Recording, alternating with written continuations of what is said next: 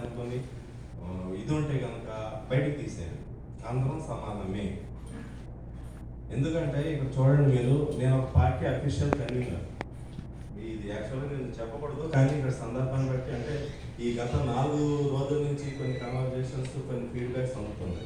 దాని గురించి నేను క్లారిఫికేషన్ ఇస్తున్నాను. ఈ ఫ్లెక్సీలో సౌదీ అరేబియా కన్వీనర్ ఎవరికైనా తెలుసా? అంటే మీరు ఇక్కడ తెలుసు కాబట్టి మీరు ఐడెంటిఫై చేయగలరు. ఈ ఫ్లెక్సీ బయటికి వెళితే సోషల్ మీడియా పరంగా ఇక్కడ కన్వీనర్ ఎవరు వస్తుంది? ఈ దిక్కు పక్కన అక్కడ అమీర్ ఖాన్కి వేసుకోవచ్చు. ఇది ప్రతి వాళ్ళు కూడా మైండ్లో పెట్టుకోండి. పబ్లిసిటీ గురించి అనుకుంటే నేను చాలా బాగా చేసుకోగలను, నేను బాగా ఎస్టాబ్లిష్ చేసుకోగలను. కేవలం వర్క్లను బట్టే ఈ పొజిషన్ నా దగ్గరకు వచ్చింది. అసలు వర్క్ సరే మరీ ఇచ్చారు.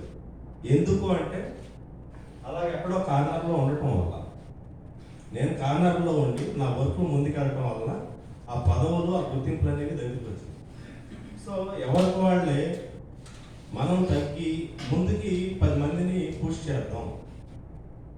త్యాగం అనేది, సాక్రిఫైస్ అనేది ఉండాలన్నమాట. అది ఉంటే డెఫినెట్గా ఆ గుర్తింపు అనేది వస్తుంది.